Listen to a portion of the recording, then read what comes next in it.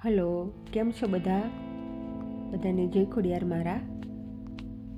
આજે હું મુખવાસ બનાવીશ. તેના માટે મેં દાણાદાર અને વરિયાળીને શેકી લીધી છે. મુખવાસ બનાવવા માટે મેં તૂટી ફૂટી, ચેરી, ગુલકંદ, ફ્રેશ નાગરવાલના પાન કે જેને મેં ઝીણા ઝીણા સમારી લીધા છે, કોકોનટ પાવડર, સાકર, દ્રાક્ષ, આ બધી વસ્તુ લીધી છે. હવે આ બધી વસ્તુ આપણે મિક્સ કરીશું. મુખવાસથી અનેક લાભ થાય છે, જે આપણા શરીર માટે ખૂબ જ ઉપયોગી છે. આપણી પાચન શક્તિને વધારે છે, ઇમ્યુનિટી વધારે,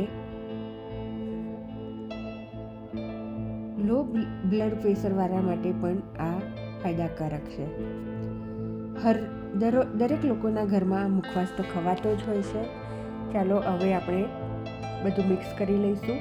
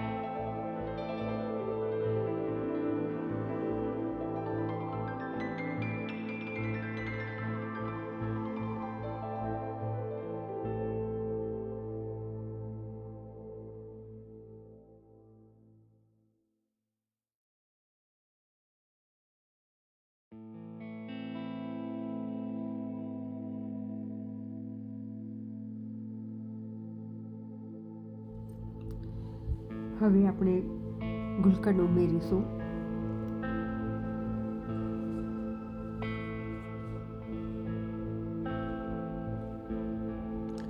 ગુલકંદ ઉમેરતી વખતે એ ધ્યાન રાખવું કે તે બધા ઇન્ગ્રેડિયન્ટ સાથે બરાબર મિક્સ થઈ જાય, કે જેથી સરસ ટેસ્ટ આવી શકે.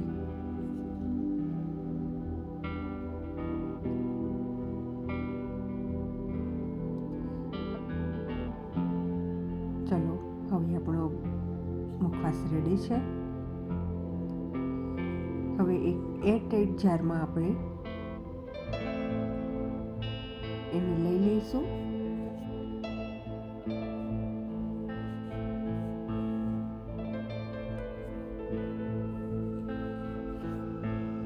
જો મારા આ મુખવાસની રેસીપી તમને પસંદ આવી હોય તો પ્લીઝ મારા ચેનલને લાઈક કરજો, સબસ્ક્રાઈબ કરજો અને તમારા ફ્રેન્ડમાં શેર પણ કરજો.